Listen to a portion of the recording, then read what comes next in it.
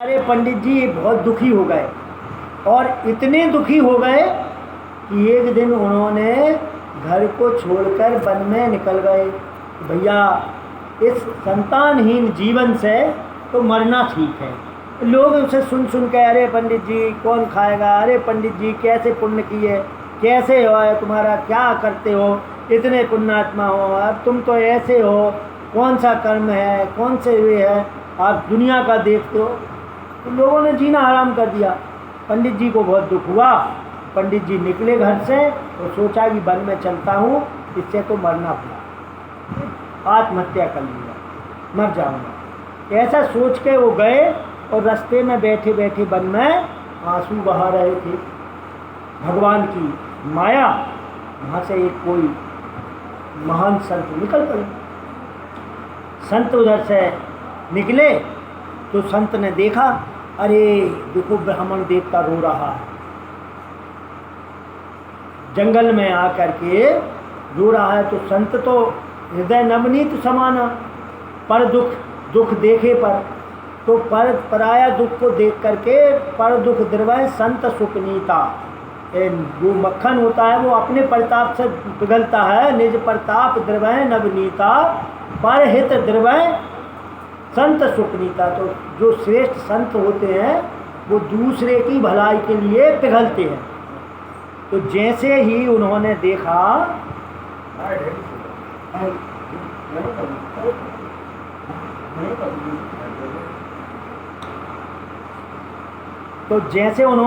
संत ने कि ये व्यक्ति रो रहा है, तो उन्होंने क्या सोचा, अब जो व्यक्ति जिस मामले का होता है वही सोचता है। उन्होंने सोचा अरे राम राम, देखो ये ब्राह्मण देवता रो रहा है, सोच रहा है इतना जन्म बीत गया, कि जीवन में प्रभु का साक्षात्कार नहीं हो पाया, तो भगवान की प्राप्ति के लिए रो रहा होगा। तो अरे इसको मार्ग दिखाना चाहिए कि कैसे भगवान मिलेंगे, इसको कुछ उपदेश करूं। संत तो अपने हिसाब से सोचेंगे कि भाई कोई रो रहा है तो किस लिए रोगा, भगवान के लिए। तो उन्होंने बड़े प्रेम से उसके पास गए और पूछा, कथम रोदसी विप्रम तुम, ये ब्राह्मण देवता आप क्यों रो रहे हैं। कहते चिंता गरीयसी, आपको कौन सी बड़ी चिंता हो रही है। बदम तुम सत्वरम मह्यम स्वस्थ दुख से कारणम, तुम अपने दुख का कारण जल्दी से मुझसे कहो, मैं ठीक कर। तो संत तो इसलिए इतना सब कुछ कह रहे थे कि ये कहेगा कि महाराज प्रभु का दर्शन नहीं हुआ है, प्रभु की कृपा नहीं हुई है, और मैं इसको भगवान का उपदेश दूंगा और प्रभु से प्रार्थना करूंगा, तो भगवान का शरण में ये जाएगा, इसको संतोष हो जाएगा। तो इसलिए अरे भाई बताओ क्यों दुखी हो रहे हो, क्यों रो रहे हो, क्या तुम्हारा दुख का कारण है, जल्दी बताओ, मैं आपका दुख दूर करूंगा। अब संत महाराज ने तो कह दिया। तो ब्राह्मण देवता कहने लगे, किम ब्रवीमि से दुखम पूर्व पापेन संचितम, मदीयम पूर्व जातोयम तव स्नेहामुपभुज्यते। हे महाराज जी क्या कहूँ, कुछ पूर्व जन्म के ऐसे पाप उदय हो गए कि इतना उम्र बीत गई, घर में प्रभु का दिया सब कुछ है, लेकिन कोई संतान नहीं है। अब बिना संतान का जीवन कैसा, इसलिए मैं रो रहा हूँ कि हे भगवान मेरे संतान हो, तो संतान के लिए रो रहा हूँ। अब आप मिल गए हैं तो प्रभु आप कृपा करिए और मुझे संतान दीजिए।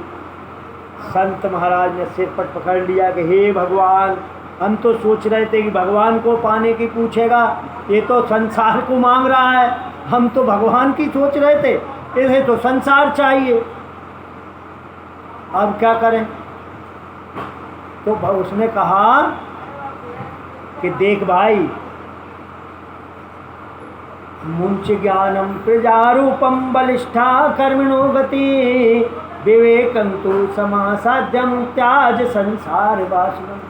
हे ब्राह्मण देवता, मुंच ज्ञानम, इस अज्ञान को छोड़, मुंच ज्ञानम, ये से जो तेरा अज्ञान है ना संसार के प्रति, ये अज्ञान है, इसको छोड़, संतान का मोह माया छोड़, और ये जो प्रजा रूपी, ये संतान रूपी जो है ना, ये बड़ी बलिष्ठ कर्मों की गति है, ये संसार में तुझे फंसाने वाली स्थिति बनेगी, इसलिए तू इसको छोड़ दे। जो विचार रोने का तूने बनाया है, इसको छोड़, विवेकम तू समासाध्यम त्यज संसार बार। विवेक से, अपने ज्ञान से जो संसार की वासना है, इच्छा है, इसको काट डाल। पुत्र पत्र के लिए रोना बंद कर। पुत्र कोई काम का नहीं होता और पुत्र से न कभी सुख प्राप्त होता। अरे देख, दर्जनों बच्चे होते हैं सुअरों के, जानवरों का, क्या सुख होता है? किसको संतान से सुख हुआ है? तो साधु महाराज समझाने लगे। तो ब्राह्मण बोला, तो हे ब्राह्मण से बोले कि तू बेटे बेटियों के चक्कर में रोता है। अरे महाज्ञानी, कर्म की गति बड़ी गहन है, तू संसार का देख, तू तो भगवान की कृपा है तेरे ऊपर नहीं है, अभी तक तू बचा हुआ है, और अब तू भगवान के भजन में लग, अपने जीवन का कल्याण कर, बेटा बेटी के चक्कर में मत पड़। तो बोला, भगत साधु बोले कि देख 60,000 पुत्र सगर के थे, क्या मिला है? कौन सा सुख दिया? अरे कपल भगवान के अनादर करके भस्म हो गए और श्राप और मिला, कष्ट मिला। तो ऐसे संसार प्रजा से तू क्या करेगा? तो वो ब्राह्मण देवता क्या कहता है, महाराज आप क्या जानो संसार में, आप तो बैरागी हो, सन्यासी हो, आपने तो देखा ही दुनिया क्या है, आपने दुनिया नहीं देखी। अरे पत्नी का क्या सुख है, बच्चों का क्या सुख है। व्यक्ति कितना भी कष्ट में हो, जब बच्चे तोतली बोली में नाती पोता जब आके बोलते हैं, गोद में बैठते हैं और मुस्कुराते हैं, सारा व्यक्ति कष्ट भूल जाता है इस दुनिया का। वो आनंद आपने कब देखा? वह आनंद तो बड़ी बात है। इसलिए तुम जो है ये सब बातें छोड़ो, मुझे पर कृपा करो और मुझे पुत्र प्रदान करो। महात्मा जी बोले कि देख भैया, मैंने तेरी रेखा देख ली और अब तू बार बार कह रहा है मुझे बेटा चाहिए, बेटा चाहिए, और तेरे भाग में तो इस जन्म तो छोड़, अगले 7 जन्म तक पुत्र का योग नहीं है। क्या है? 7 जन्मा बधी तब पुत्रो नेव च नेव चा। तुझे 7 जन्म तक भी पुत्र की प्राप्ति नहीं है, तेरी भाग्य ऐसा है। अब तो वो ब्राह्मण बहुत जोर से रोने लगा, माथा पटक लिया जोर से। तो साधु बोले, अरे ब्राह्मण क्या करता है, मर जाएगा मेरे सामने, मेरी बातचीत सुनकर तो मुझे और दोष लगेगा, ये मैं सब क्या कर रहा है? कहने लगे, महाराज अब तो मैं देर से मरता, लेकिन आपने तो मेरे कष्ट को 7 गुना बढ़ा दिया। अरे मैं 1 जन्म में ही रो रहा हूँ, आपने 7 जन्म की बता दिया। तो हे भगवान, तो भैया मैं अब जी नहीं सकता, आप या तो पुत्र दो, नहीं तो मैं अपना सिर फोड़कर आपके सामने ही प्राण त्यागता हूँ और आपको ब्रह्म हत्या लगेगी, क्योंकि आपने ही किया है ये ना। आप मुझे इतना 7 जन्म का हो सकता मैं ना मरता, रो रहा के चला जाता, लेकिन अब तो जीने से कोई फायदा ही नहीं है, आपने तो कह दिया है ही नहीं है। अब तो इंतजार भी खत्म और अगले जन्मों का भी खत्म। अब क्या करूं? अब तो भैया मैं मरे बिना नहीं रहूंगा। अब महात्मा संत ने कहा, एक अच्छे खासे भगवान के चक्कर में कहाँ फंस गए भैया इसके, महाराज जी इसके चक्कर में फंस गए। तो उन्होंने कहने लगे कि देख भाई, अब एक कर्म की बड़ी गति प्रबल है और तू मान नहीं रहा, अब नहीं मान रहा तो चल भाई क्या करूं, मैं तुझे एक फल देता हूं, फल ले जा, अपनी पत्नी को खिला देना और इसको खिलाने के बाद वो पूरे समय 1 वर्ष तक सात्विक भाव से रहेगी, उसको एक श्रेष्ठ पुत्र पैदा होगा। अरे जैसे ही वो दिया, अब तो ब्राह्मण देवता एकदम गदगद हो गए। अरे संत तो बड़े दयालु होते हैं। अभी जो के दुखी हो रहे थे, जैसे ही फल प्राप्त किया, ब्राह्मण देवता तो संत महाराज के चरणों में लौटने लगे। अरे महाराज, हम जानते हैं संत तो दूसरे का दुख देख ही नहीं सकते, वो तो सर्वसमर्थ होते हैं, वो तो विधि के अंकों को भी मेट देते हैं, भाग्य बदल देते हैं, आपकी बड़ी कृपा हो गई। अब तो मेरा जीवन धन्य धन्य हो गया, मैं तो आपका जन्म जन्मांतर तक ऋणी रहूँगा। हे संत महाराज, आप तो मेरे भगवान के स्वरूप हो, आप तो साक्षात ईश्वर हो, अब तो जो कुछ आप हो ऐसा बड़ा प्रसन्न हुआ और फल लेकर के बड़े दौड़ा खुशी खुशी। अब इतना खुशी होगा, 7 जन्म नहीं है और इसी जन्म में मिल रहा है। आप हमको कोई कहे भैया तुम्हें तो साल भर तक कुछ प्राप्त होने वाला नहीं है, और वो चीज़ फिर हमें अभी मिल जाए, वो बहुत ज़रूरी चाहिए थी हमको, तो कितनी खुशी होगी। तो वो ब्राह्मण देवता बड़े खुशी खुशी और एकदम दूर से प्रसन्नता से चिल्लाते घर में घुसे, अरे सुनती हो भाग्यवान, अरे सुनती देखो क्या लाया हूँ।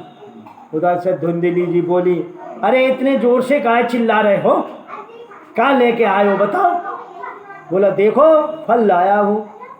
धुंधली ने बोला अच्छा, ऐसे चिल्ला तो ऐसे रहते जैसे 9 लखा हाल लेके आए हो मुझे, और ये फल ले आया। मैंने कहा फल नहीं देखे कभी जिंदगी में, पहली बार फल देख रही हूँ क्या। आप तो बड़े चिल्लाए जा रहे हैं, वही ये फल के पीछे थे। अरे देवी ये ऐसा वैसा फल नहीं है, बड़े सिद्ध महात्मा मिले थे, उनने बड़ी कृपा करके मैंने उनसे बड़ी प्रार्थना की, बड़ी मिन्नतें की, जब भी प्रसन्न होकर ये फल दिया है मुझको, और देखो कैसा फल है, इसको तुम खाओगी ना और अच्छे से रहोगी तो समझ लो आपको श्रेष्ठ पुत्र पैदा होगा। अच्छा महाराज ठीक है कोई बात नहीं, खा लेंगे। अब धुंधली ने वो फल ले लिया। अब वो तो बहुत विचार करने वाली थी, भाई विचार करना अच्छी बात है, वो कुछ ज़्यादा विचार करे तो ये विचार ज़्यादा अलग चीज़ होती है। विचार तो एक चीज़ अलग होती है, लेकिन कुछ ज़्यादा विचार अलग चीज़ होती है। कैसा विचार किया, उसने फल लिया। अरे फल अच्छा महाराज ने दिया। अब सोचने लगी कि देखो मेरे स्वामी तो सीधे साधे हैं, कोई भी बुद्धू बना देता है। बाबा जी मिल गया हुआ, इनको ठगने के चक्कर में बोला ऐसा कह देता हूँ, अरे फल ले जा और ये प्रसन्न होगा, चेला बन जाएगा, इनके पास बहुत धन है, बस मुझे धन प्राप्त होगा। तो इनको उस महात्मा जी ने बुद्धू बना लिया। कोई भी फल पकड़ा दिया, अरे तो फल खाने से संतान होती है, आज तक तो हुई नहीं, और फल खा लो संतान हो जाएगी। फल खाने से कोई संतान होती है। विचार, दूसरा विचार, अच्छा हाँ लेकिन हो सकता है कोई संत बड़े सिद्ध भी होते हैं भैया, कहीं सही में ही सिद्ध हुए, हो सकता है। और ये फल खाया और फिर संतान हुई, तो फिर भी संतान होगी। तो फिर विचार करने लगी, सुना है संतान होती है तो स्त्री गर्भवती होती है ना, तो उसका रूप बिगड़ जाता है, संतान पैदा करने में रूप बिगड़ जाता है। अरे तो फिर मैं इतनी सुंदर हो करके और रूप बिगड़ जाएगा तो फिर मेरा क्या आकर्षण रहेगा। अरे राम, तो फिर ऐसे गलत काम नहीं करना चाहिए, अभी तक बची ही हूँ, क्या करूँ। फिर बोला अरे नहीं खाऊंगी तो फिर वो कहेंगे तो क्या करूँ। फिर सोचा कि हाँ खा लेती हूँ, पर फिर विचार किया खा लूँगी तो गर्भ रहने से पेट बढ़ जाता है स्त्रियों का, और फिर वो उनमें ताकत कम हो, काम करने की शक्ति कम हो जाती है, मेरा घर का काम कौन करेगा। एक सहेली आ गई तब तक उसकी उसी तरह की। अरे बाबा, तो धुंधली बहन कहाँ बैठी बैठी सोच रही। बोले अच्छा, अरे बहन तू भाई अच्छी आई, कहले देख महाराज जी कोई ने फल दे दो, बुद्धू बना दो, फल खाएगी बेटा हो जाएगा। अच्छा, तो बोले नहीं बहन, होता है ऐसे, कोई महात्मा होते हैं सिद्ध, दे देते हैं हो जाता। अच्छा ठीक है, खाना चाहिए, हाँ खा लो। तो कहते देख मैंने सुनी है कि गर्भिणी स्त्री दौड़ नहीं पाती है। तो बोली अरे तुझे कौन सी रेस में भाग लेना है, दौड़ लगाना है, कोई मिल्खा सिंह थोड़ी बनना है कि भाई दौड़ के लगाना हो। कह रहे नहीं, अरे क्या बात कर रही है, कहीं घर में आग लग गई, गांव में आग लगी तो सब तो भाग जाएंगे, मैं दौड़ नहीं पाऊंगी तो मर नहीं जाऊंगी।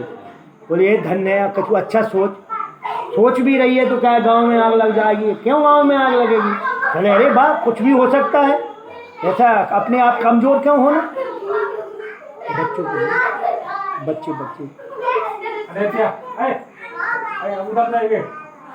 बेटा, तो गर्भिणी स्त्री तो दौड़ने की तो जरूरत। अच्छा चल ठीक है, गांव में आग नहीं लगी, चोर डाकू आ गए, चोर डाकू पीछे पड़ गए तो मारे ही देंगे, कहाँ भाग पाऊंगी मैं? अरे धन है तेरी, ऐसा कुछ नहीं होगा। चल ठीक है, ये भी मान ली तेरी बात। तो फिर विचार किया, क्या मैं घर का कोई काम नहीं कर पाऊंगी? अरे तो काम धंधा नहीं कर पाएगी तो क्या परेशानी है, नंद को बुला लेना।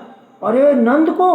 अरे मेरी ननंद को तू नहीं जानते, बड़ी छोटी है, आ गई ना तो मैं तो काम कर नहीं पाऊंगी, बस की नहीं रहेगी, मेरी हिम्मत नहीं होगी। वो पहले बुला ली ना तो पूरा घर का माल मतलब साफ कर देगी, हाथ कर देगी, पूरा हाथ साफ कर देगी। ननंद को तो बुलाकर मैं रिक्स नहीं ले सकती हूँ भाई। ठीक है भाई, नंद को मत बुलाना, नौकरानी लगा लेना। तो फिर खा लूँ? हाँ खा ले। अरे तो सुन, मैंने एक बात सुनी है, सुखदेव जी माँ के पेट में 12 साल तक रह गए थे, पैदा ही नहीं हुए थे। अच्छा, और कहीं ऐसे सुखबद निश्चित ऐसे सुखदेव की तरह रह गया। अब ये भी फल वाला बेटा है, कोई साधारण तो होगा नहीं, ऐसा रह गया तो मरणम भवेद, 12 साल तक तो मेरा तो मरना ही हो जाएगा।